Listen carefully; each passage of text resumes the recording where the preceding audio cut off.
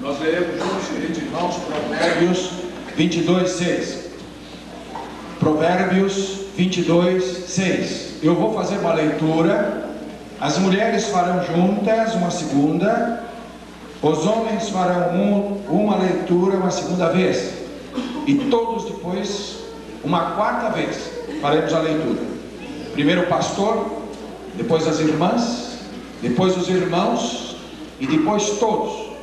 As irmãs, quando lerem, vão dizer: instrui a menina. Instrui a menina. Os irmãos dirão: instrui o menino. E quando lermos todos juntos, vamos dizer: instrui a criança. Correto? Então eu vou ler a primeira vez.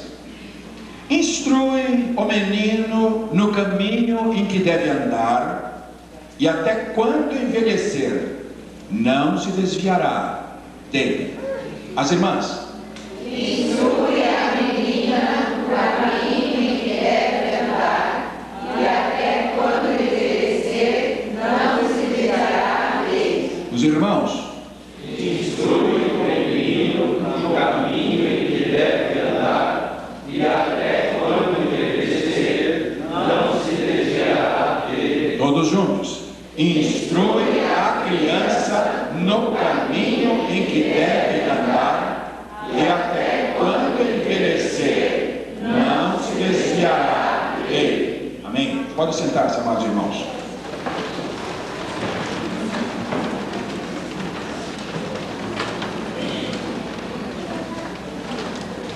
As palavras que acabamos de ler são muito familiares aos nossos corações. Quem já não as leu alguma vez? Quem já não as ouviu alguma vez? Quem já não as declamou alguma vez? Tenho certeza que os crentes, aquelas pessoas habituais em frequentar a sua igreja, têm tido contato com essa passagem de maneira tranquila, de maneira até familiar. Este é um dos aspectos ligados a este provérbio. O outro aspecto é que essas palavras parecem que na prática não estão sendo tão reconhecidas como as reconhecemos na doutrina. Parece que na parte de execução da vontade de Deus não há tanta prontidão quanto há na vontade do exame, do conhecimento e até mesmo da declamação da palavra de Deus. O assunto da educação da criança, o assunto da paternidade, o assunto da responsabilidade paterna não é novo. O tema da educação, eu creio, tão antigo quanto a humanidade, sempre se falou. Agora, o que se constata, meus amados irmãos, é que a criança, a vasta maioria das crianças, realmente não é treinada do modo como deveria ser. Não é treinada da maneira como deveria ser. E como é que nós sabemos que uma criança não está sendo treinada do modo como deveria ser? A resposta é porque quando crescem não estão seguindo a Deus. A resposta é esta: a maioria das crianças não está sendo treinada da maneira como deveria ser, porque quando crescem não estamos vendo estas crianças servir a Deus. Essa semana passada, um dos temas do programa da Silvia Popovic, programa de grande audiência na tarde, era sobre o convívio dos namorados.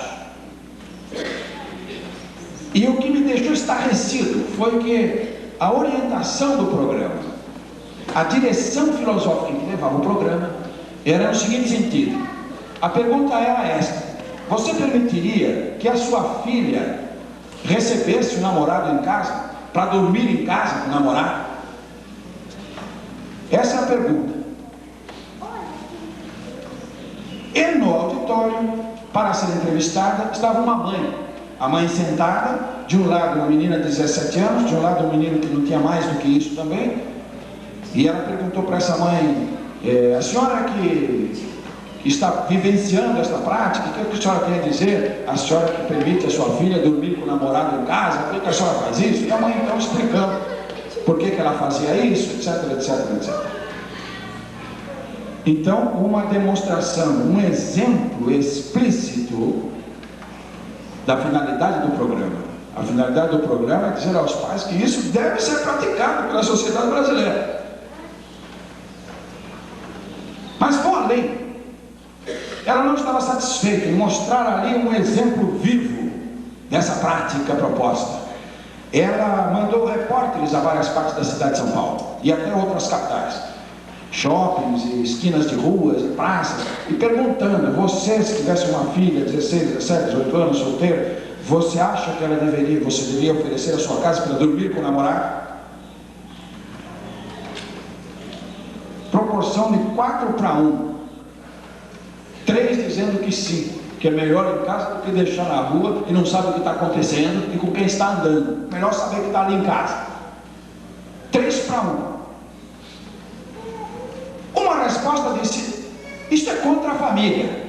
Esta prática conspira contra a família brasileira. Isso vai destruir, vai corroer a sociedade brasileira. Aí volta o programa para o estúdio. E a Silvia então chama a terapeuta. Dali a terapeuta.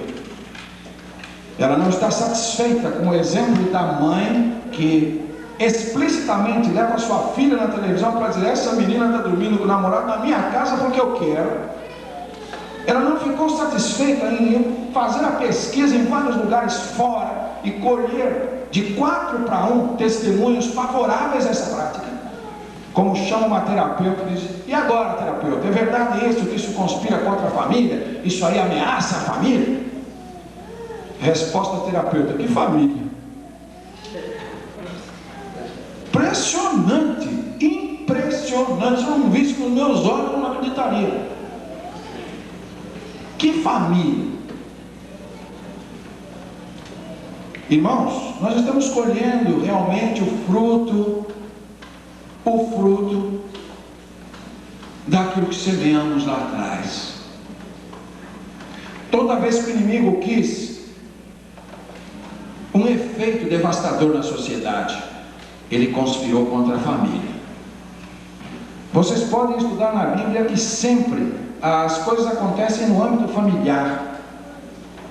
O primeiro pecado no mundo foi uma conspiração direta contra a família. O primeiro homicídio no mundo foi um homicídio dentro da família. Quando Josué chegou à terra para começar a conquista, ele falou: eu e minha casa serviremos ao Senhor. Ele sabia que se os israelitas fraquejassem na questão familiar, eles não teriam vitória. Poderiam até vencer no combate, mas perderiam no espírito.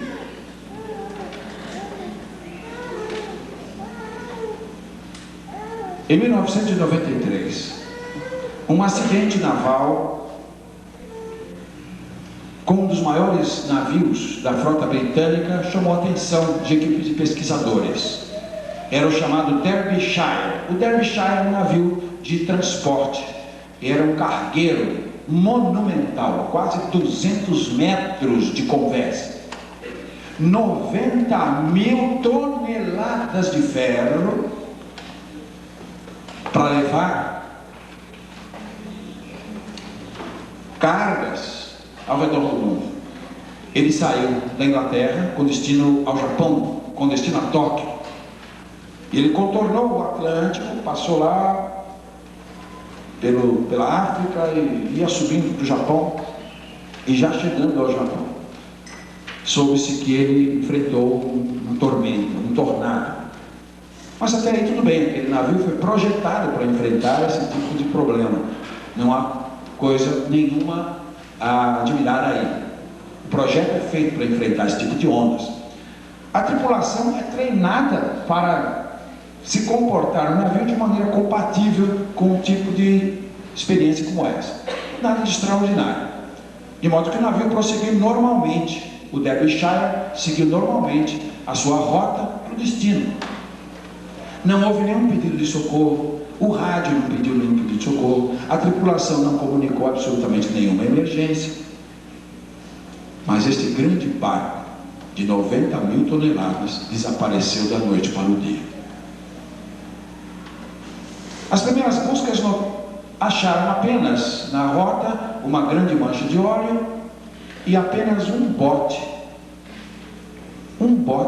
salva-vidas, mas sem ninguém dentro. A tripulação de 42 homens desapareceram junto com o barco. Uma pesquisa sem precedentes, eu acho que depois daquela do Titanic, a mesma equipe que fez o resgate do Titanic foi para esse local e depois de uma investigação criteriosa, descobriram o barco a 4.000 metros de profundidade. O barco havia implodido, quer dizer, ele havia se desfeito em pedaços. Não como o Titanic. O Titanic praticamente está intacto. Ele está cortado ao meio, mas ele está intacto. O Derbyshire estava em pedaços. Eles desceram um robô com câmeras e então com projeção colorida, trouxeram as imagens para os monitores. Foram tiradas 140 mil fotos. 140 mil fotos submarinas foram tiradas pelo robô. O robô filmou dos escombros do navio 3.000 horas de vídeo. 3.000 horas de vídeo. E agora aquela equipe queria saber o que tinha acontecido. O que foi que afundou este barco? Foi uma colisão? O que aconteceu? Imediatamente a hipótese de colisão foi descartada. Não havia nenhum outro barco, destroços de nenhum outro barco perto. O que teria acontecido? A proa, descobriram que a proa, a parte da frente do navio, havia se desprendido por alguma coisa. E quando a proa se desprendeu, em questão de 10 minutos, as outras partes do porão do navio se encheram, houve um afundamento quase que instantâneo do barco, e então a pressão imensa, repentina, é que fez causar a implosão. Não houve possibilidade de ninguém escapar, não deu tempo. E foi um trabalho de pesquisa maravilhoso. No final de 3.000 horas de vídeo, 140 mil fotos tiradas e vários especialistas estudando cada parte dos destroços, eles chegaram a uma incrível conclusão. O navio era formado de 16 tampas de compartimentos. E eles descobriram que uma tampa, a tampa que estava lá na proa do navio, lá no pontinha do barco, essa primeira tampa ou foi esquecida aberta, ou não resistiu à primeira onda que varreu o convés do navio e levou a tampa do primeiro compartimento. O fato de ter levado essa primeira tampa do compartimento fez com que se enchesse completamente a proa de água.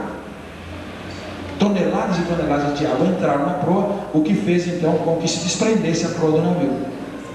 E quando isso aconteceu, o resto foi simples. Eles descobriram que por causa de uma simples tampa, de 2 metros e pouco por 1 metro e pouco, uma tampa de 2 metros e pouco por 1 metro e pouco, ou mal afixada, ou mal projetada, fez o barco todo afundar. Eu fico pensando que na família, eu fico pensando que na sociedade, o ponto vulnerável, o X da questão, da segurança, para que a sociedade, para que a família enfrente as tormentas da vida, está nas pequenas comportas. A criança. Permite-me, pois, uma palavra hoje, meus queridos irmãos, de exortação, no bom sentido, uma palavra de advertência para nós, porque, vou dizer uma coisa para os irmãos, para o mundo não tem jeito. A Bíblia diz que vai de mal a pior, os homens irão de mal a pior, enganando e sendo enganados. Mas qual é o papel do servo de Deus? Qual é o papel da família de Deus, do homem e da mulher de Deus? Judas nos diz: tende piedade de alguns, arrebatando-os do fogo. O trabalho da igreja é salvar de incêndio. Esse mundo está incendiado por diversos tipos de comportamento contrários à vontade de Deus. Está incendiado pelo pecado, as labaredas da imoralidade, as labaredas do egoísmo, as labaredas da violência, as labaredas do relativismo moral, as labaredas de um egoísmo crasso. Estão mergulhando este mundo num incêndio que vai culminar com a destruição total da espécie humana. O trabalho do crente, pois, é um trabalho de salvar de incêndio. E o que se salva de incêndio é lucro, porque vai queimar mesmo. Então, ao receber essas exortações, embora sejam coisas familiares e simples para você, ensina o menino no caminho que deve andar, ensina a menina no caminho que deve andar, ensina a criança no caminho que deve andar, meu querido irmão, não despreze. Temos falado muito em família, marido e mulher, mas é preciso falar em família, paternidade responsável, ensinar ao nosso povo como criar filhos. Nós precisamos aprender como criar os nossos filhos, e a Bíblia tem muito a dizer a esse respeito. Esteja certo, pois, que se você desejar treinar o seu filho para ser um homem de Deus, a sua filha para ser uma mulher de Deus, você deve levar a sério essas admoestações. Primeira dica: se você deseja treinar o seu filho e a sua filha, treine-o no caminho que ele deve seguir e não no caminho que ele quer seguir. Primeira dica: treine a sua criança no caminho que ele deve seguir e não no caminho que ele quer seguir. A Bíblia diz que a criança abandonada a si mesmo não vai dar muita coisa não. Se você abrir lá em Provérbios 29, versículo 15, está escrito na palavra de Deus: a vara e a repreensão dão sabedoria, mas a criança entregue a si mesma envergonha sua mãe. A vara e a repreensão dão sabedoria, mas a criança entregue a si mesma envergonha sua mãe. Queridos, não nos enganemos, porque as inclinações naturais do homem para o pecado, isso desde o mais verde dos seus tempos, há uma tendência natural, há uma propensão natural para o mal. As crianças não têm propensão para o bem. Certamente elas não têm ainda toda a capacidade para percorrer o caminho do mal, mas elas têm potencialidade para percorrer. Então a questão do dever, o caminho que deve seguir, e isto tem que ser feito o mais cedo possível. Cada mês que passa, cada ano que passa, vai tornando a situação mais inflexível. Essa vontade pervertida que nós já temos de nascimento vai se cristalizando em atos não repreendidos, atos não disciplinados, atos não chamados à ordem e responsabilidade imediatamente. E a Bíblia demonstra a força dos atos. Os atos fazem os hábitos, e os hábitos fazem o caráter. Então, quanto antes a autoridade paterna se fizer sentir, conduzindo a criança no caminho que deve seguir e não no caminho que ela quer seguir, melhor. Eu estava fazendo meu exercício esta semana, não sei se foi segunda ou terça-feira, meu exercício habitual de fim de tarde, ali no Parque do Carmo. Uma tarde muito gostosa, e eu venho ali, meu exercício, e olho ali na frente um homem com um garoto de uns 9, 10 anos de idade. Eu achei linda a cena, porque é um pai jogando bola com o filho. Coisa bonita, rara nesses dias, não é? O pai ter tempo para ir para um parque e jogar bola com o filho. Beleza, pega aí, filhinho, joga a bola. Aí o menino jogou a bola para ele. Eu estou maravilhado, coisa maravilhosa, se todo pai fizesse isso.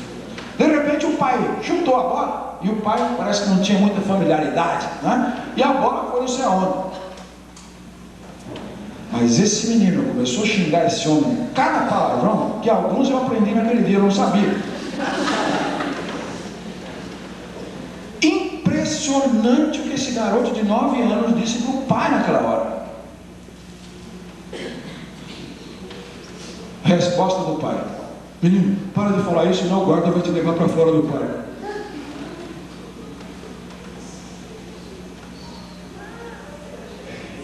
Ainda bem que eu já estava aquecido, que eu acelerei o passo. Eu vou sumir daqui, vou sumir.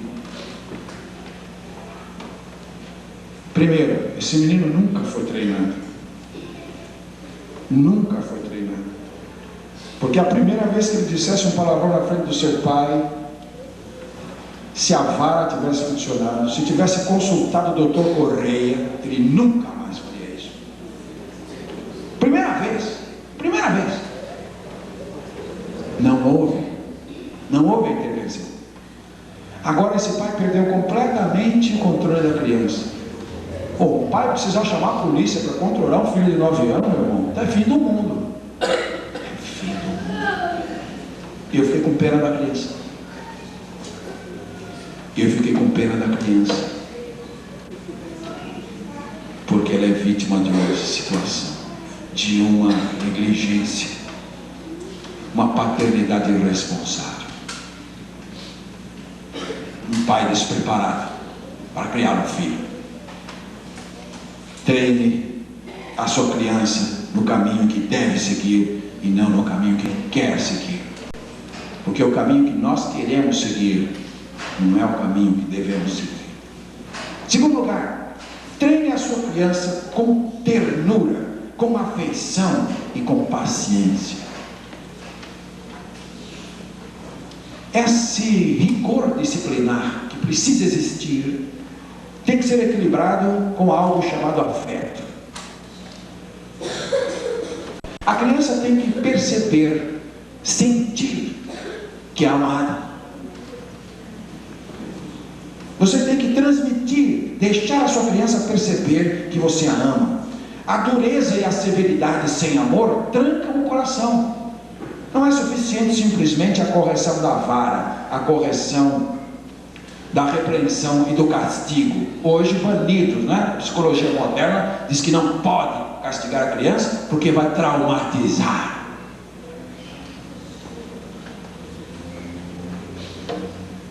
A Bíblia diz que tudo que fizermos deve ser feito com amor, inclusive a disciplina e o castigo. A Bíblia diz que Deus castiga o filho que Ele ama, porque aqui filho que é amado está sem disciplina. Se vocês estão sem disciplina, vocês não são filhos, são bastardos. Então a ternura, a afeição, a paciência devem equilibrar o rigor da disciplina. E tem que ser exercido na hora certa e na dose certa.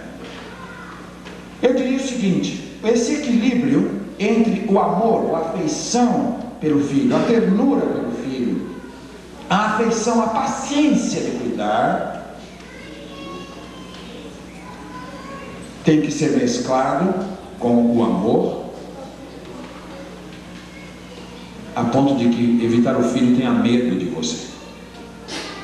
Olha o desafio nosso. O nosso filho deverá respeitar-nos, mas não ter medo de nós. Deu para entender? Porque quando nós repreendemos com amor, o amor lança fora o temor. A Bíblia diz que o amor, o verdadeiro amor, lança fora o temor. Eu li essa passagem e não entendia. Mas o que tem a ver o amor com medo? O que tem a ver o amor com medo? O verdadeiro amor lança fora o temor. Nós pensamos que o contrário de amor é ódio, não? Então o versículo deveria ser bem o contrário do amor sem o ódio. O amor, o verdadeiro amor lança fora o ódio, mas não é assim que está escrito. Está escrito que o verdadeiro amor lança fora o temor. Então a medida da disciplina tem que ser a ponto do respeito do filho, mas não o medo dele.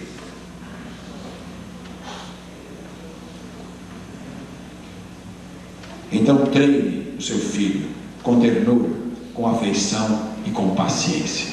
Na balança da educação, da disciplina, da orientação espiritual do filho, de um lado,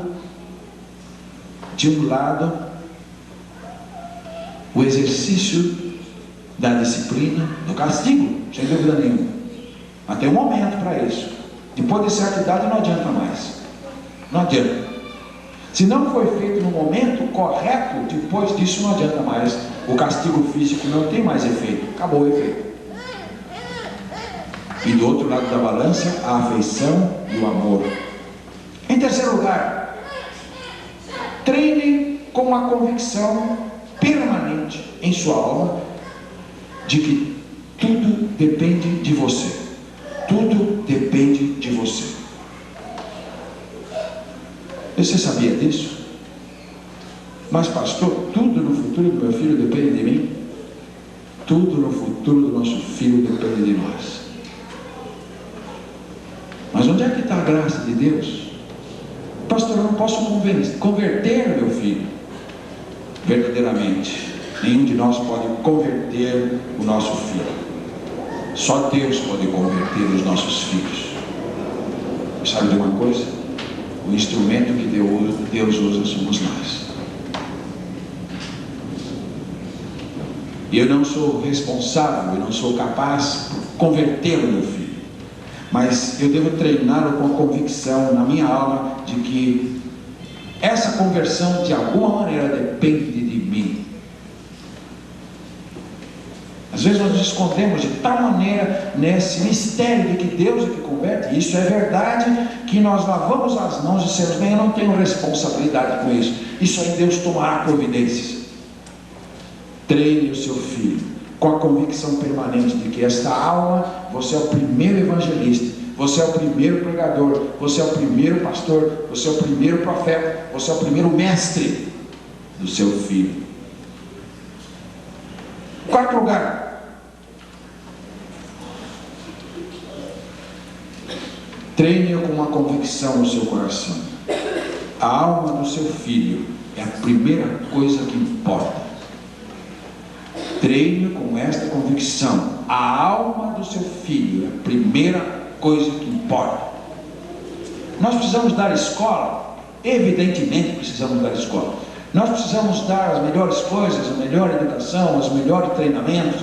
Nós precisamos orientá-los na vida profissional? Sim, nós precisamos.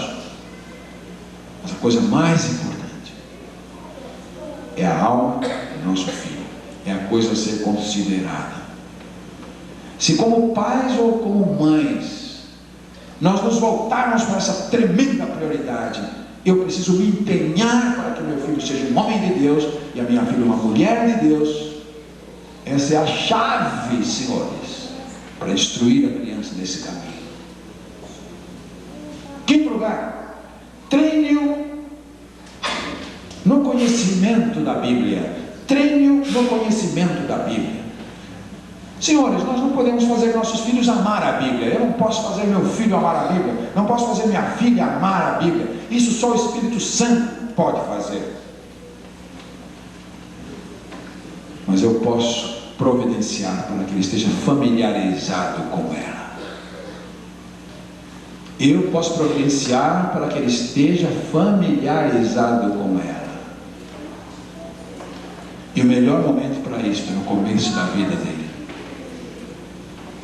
Nós subestimamos a capacidade da criança de assimilar os valores. Uma criança assimila e entende as coisas muito mais do que nós imaginamos. Nós pensamos que uma criança não sabe o que é pecado, não tem noção de juízo, não tem noção do amor de Deus, não tem noção de igreja, não tem noção de perdão, não tem noção de confissão, de culpa. Tem!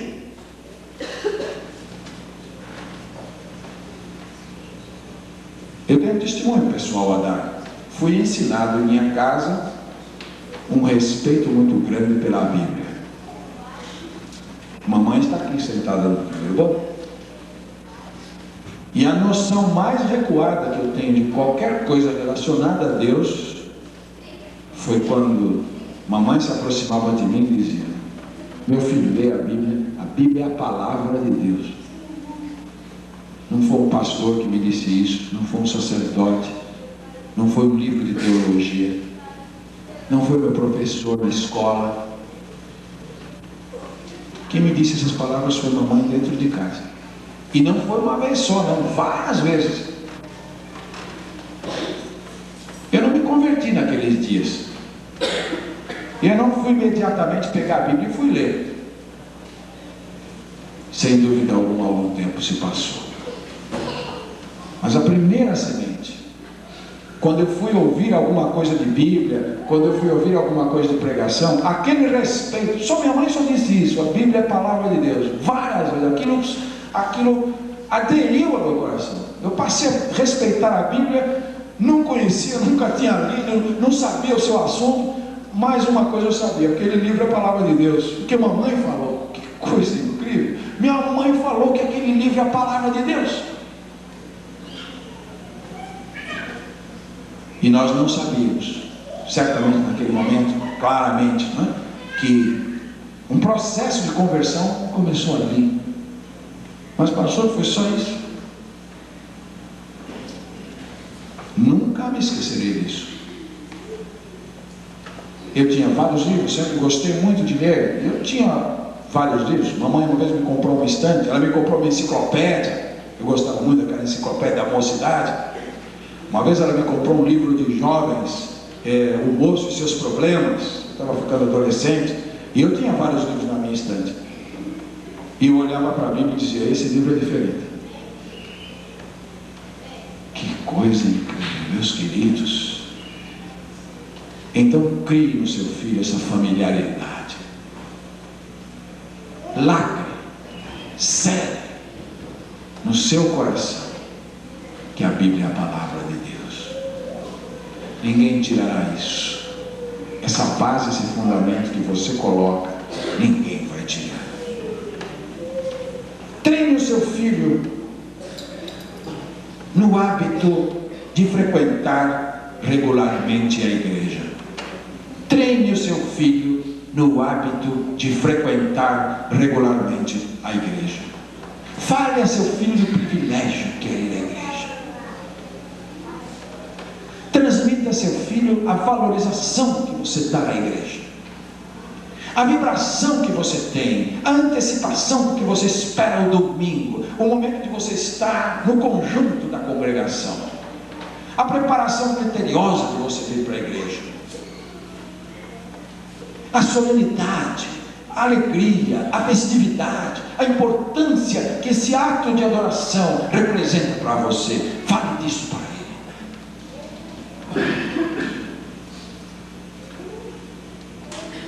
Fale ele do privilégio de juntar-se à oração com os demais, de poder concordar com os irmãos naquilo que pedimos. Fale dele que Deus está em todos os espaços, em todos os lugares, no coração do contrito, mas que Deus se faz presente de uma maneira especial na reunião do seu povo. Quanta negligência neste fato. Está frio, nós levamos nosso filho para a igreja. Está chovendo, eu não levo meu filho para a igreja. Qualquer razão é motivo para nós deixarmos de comparecer à igreja. Nós não estamos sabendo, mas estamos treinando nosso filho em uma atitude para com a igreja. Os seus olhos, os seus ouvidos, suas reações e emoções em relação à igreja serão uma resposta àquilo que eu estou alimentando essa alma. Eu quero dar também outro testemunho. A dona Estela está ali, a minha esposa. Os nossos 3 filhos são crentes, mesmo o que é doente, com certeza, testemunho de que é crente. Mas aquela mulher nunca teve uma desculpa para não trazer na igreja os filhos. Eu posso contar nos dedos de uma de minhas mãos as vezes em que ela ficou em casa e eu vim para a igreja sem ela estar comigo e os 3 conosco. Sendo que os 2 pequenos, diferença de 1 ano. A Estela e o Ronaldo na fralda. É testemunho de alguém que está ao meu lado, que a mulher é sempre a carga maior das crianças. E a mulher que sabe a hora de alimentar, que tem que trocar, que tem que dar o banho, e aqueles cuidados especiais com a criança. A parte da mulher com a criança é muito mais aproximada, é muito mais junta, é epidérmico o negócio. E então, eu atribuo à conversão dos nossos filhos uma responsabilidade, uma parcela muito grande, mais a ela do que a mim. Mais a ela do que a mim. Eu colhi os frutos, eu preguei, eles se converteram com a minha pregação. Mas se eles se converteram com a minha pregação, foi o que a mãe trouxe. Era chovendo, era frio, era só... Essas crianças vinham para a igreja, voltavam para casa e não tinha uma desculpa. Nunca vi essa mulher dar uma desculpa. Hoje eu não vou porque está frio, não vou levar o Orlino. Os irmãos me desculpem dar um testemunho pessoal. Não quero parecer herói na história, mas o que eu conheço da minha experiência eu tenho que passar para vocês. Então, meus queridos irmãos, treine a sua criança a frequentar regularmente a igreja, regularmente. E vou dizer que o desafio vai estar nos dias frios. O desafio vai estar no dia que estiver chovendo canivete. É nesse dia que vai estar o desafio de você estar na igreja. Porque quando as coisas forem todas boas, qualquer um vai à igreja, qualquer um vai a qualquer lugar.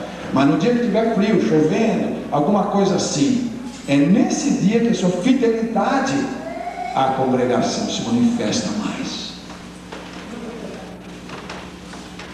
Porque eu estou convencido que nenhum de nós, nos nossos tratos seculares, deixamos de comparecer por causa do mau tempo. Chega o patrão e diz: você não veio trabalhar? Não, já estava frio, senhor, 15 graus abaixo de zero, né? Ou não, eu não vou comparecer porque está chovendo. Já avisa antes, já pega a meteorologia, né? Previsão do tempo. Patrão, ó, segunda e terça eu não veio, está aqui escrito que vai chover. Ninguém faz isso. Treine o seu filho como ter fé. Treine o seu filho como ter fé. Mas pastor, ter fé é treinamento? Sim, senhor.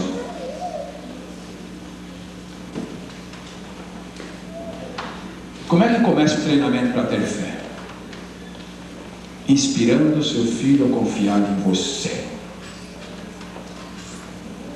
Inspire em seu filho confiança em você. Quando você disser coisas para ele, diga coisas verdadeiras. Seja sempre verdadeiro. Que ele possa constatar nas suas afirmações, nas suas negações, nos seus conselhos, nas suas permissões, nas suas restrições, que é algo que ele pode confiar. E é nesse treinamento de confiança, que é o meu primeiro treinamento, é meu pai, é minha mãe, são as pessoas que estão junto a mim antes de eu nascer. Eu vou treinar a ter confiança. O ceticismo vem quando as pessoas mais próximas, os meus exemplos mais próximos, falham comigo. Eles frustram a minha confiança. Eu depois terei dificuldades em confiar no professor, na autoridade e em Deus. Se prometer alguma coisa para o seu filho, cumpra o que você prometeu para ele. Se não, não prometa. Transmita confiança. Seja fiel. Seja autêntico. E você estará treinando o seu filho a ter fé. Treine seu filho na desobediência. Melhor, treine seu filho na obediência, no hábito da obediência, combatendo a desobediência. Há uma decisão a ser tomada neste ponto, papai e mamãe. Decida fazer seu filho obedecer você. Decida isso. Meu filho vai me obedecer e a minha filha vai me obedecer cedo, não é depois de adolescente. Já perdeu o bonde. Depois de adolescente, não, já perdeu o bonde, não tem mais jeito. Você já criou uma situação irreversível agora. Mas se você fizer essa decisão antes de nascer, está esperando, esse vai me obedecer. Alguém vai dizer: coitado desse neném, coitado. E eu digo: coitado do neném, que Deus não fizesse, que o homem não fizesse essa decisão. Esse é coitado. Então decida: essa criança vai me obedecer. Eu vou fazer meu filho me obedecer. Isso vai custar para mim muitas dificuldades. Pode estar certo disso. Se você tomar a decisão de fazer seu filho obedecer a você desde cedo, isso vai custar a você algumas dificuldades. Com certeza vai custar a ele algumas lágrimas.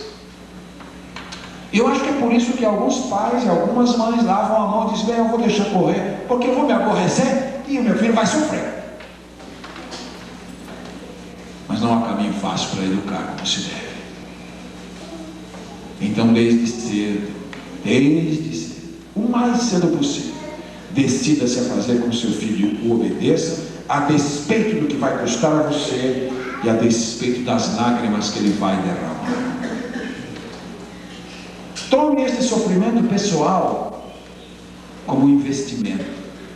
Tome essas lágrimas dele como investimento, que ele vai colher lá na frente uma herança preciosa. A obediência é a única realidade espiritual.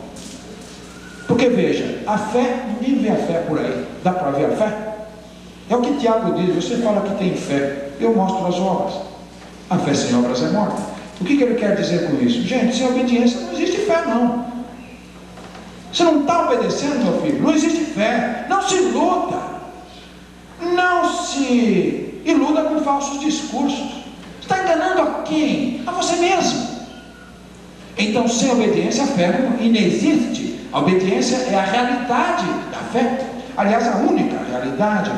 A obediência, nós podemos chamá-la de fé visível. A obediência podemos chamá-la de fé em ação. A obediência podemos chamar de fé manifesta. Então, assim como vou treiná-lo a ter confiança, dizendo-lhe sempre a verdade, eu vou treiná-lo a confiar na minha palavra, eu vou treiná-lo a ser obediente. Vai custar alguma coisa, mas é o caminho. Treine-o no hábito de falar sempre a verdade. Treine-o, incentive-o a falar a verdade.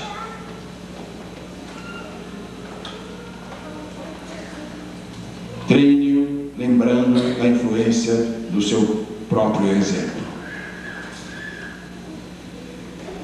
Então, o que disser, que ele veja sendo feito em você.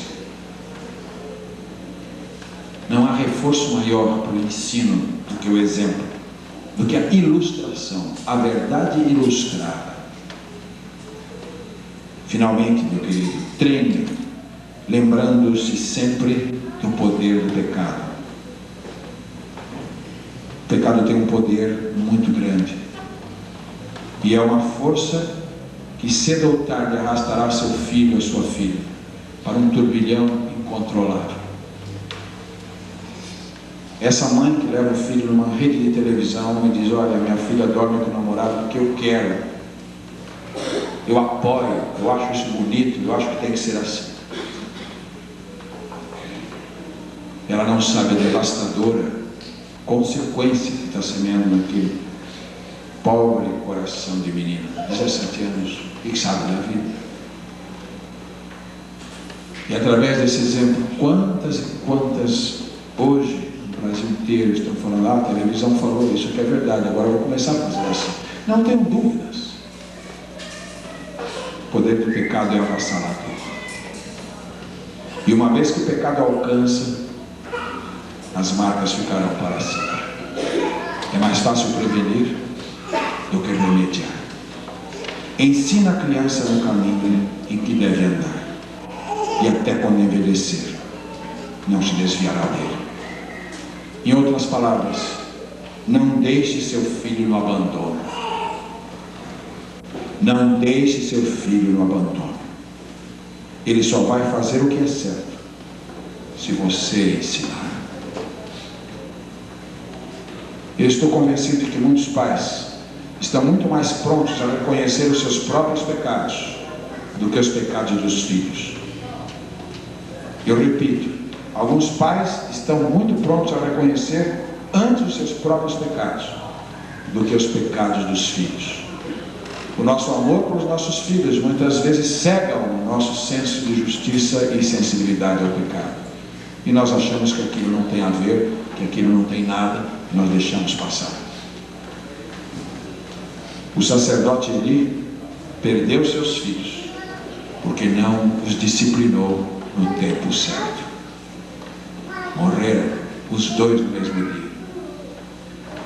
E Deus tirou o sacerdócio de suas mãos e colocou na mão de Samuel. Será que nós vamos esperar que isto aconteça para começarmos a obedecer o que Deus tem a dizer? Ao nosso redor existem trevas. Que haja luz em nossas casas. Se você for para o livro de Êxodo, você verá que uma das pragas, a penúltima praga do Egito, foi trevas. A Bíblia diz que houve trevas no Egito, trevas palpáveis, e nenhum não via o que estava diante de si, um não via o outro. Tais as trevas que prevaleceram no Egito. Mas tem lá um ponto e vírgula e diz: mas na casa dos israelitas havia luz. Que distinção! O país inteiro em trevas, mas na casa dos israelitas havia luz. Trazendo a ilustração para os nossos dias, o nosso mundo está em trevas palpáveis. Ninguém vê nada à frente do seu nariz. Que nas nossas casas haja luz. Pai amado, rogamos-te as bênçãos sobre nós e sobre nossas famílias. Rogamos-te as tuas bênçãos sobre nós e sobre os nossos filhos. Sobretudo rogamos que nos dês uma consciência clara do nosso papel na realização dessas bênçãos. Queremos compreender e aceitar o ensinamento bíblico que as tuas bênçãos sobre as famílias não são automáticas. Elas estão atreladas a alguns atos de obediência, de responsabilidade e de resposta à tua palavra. E não raro, nós mesmos que desejamos as bênçãos, somos aqueles que obstruem a sua realização, porque não praticamos o que tu ensinas em tua palavra. Nós desejamos que nos ensines a que sejamos pais e mães segundo o teu coração, equilibrando a balança da autoridade, a balança da disciplina, com a balança da paciência, do amor e da afeição, equilibrando a balança do preceito, do ensinamento e do exemplo. Que nós sejamos para os nossos filhos estímulo, que nós sejamos para os nossos filhos o seu primeiro evangelista, o seu primeiro pastor, o seu primeiro mestre. Sejamos o seu primeiro educador, nos anos mais abertos, mais maleáveis, mais sensíveis de suas vidas. Dá-nos esta capacidade. Sabemos que não podemos mudar o mundo, mas sabemos que podemos mudar, com tua ajuda, o ambiente do nosso lar. Dá esta bênção, Senhor, para a tua igreja, para que o mundo tenha pelo menos um ponto de referência, um farol na escuridão, por onde se orientar. Nós te suplicamos, em nome de Jesus. Amém. Deus abençoe.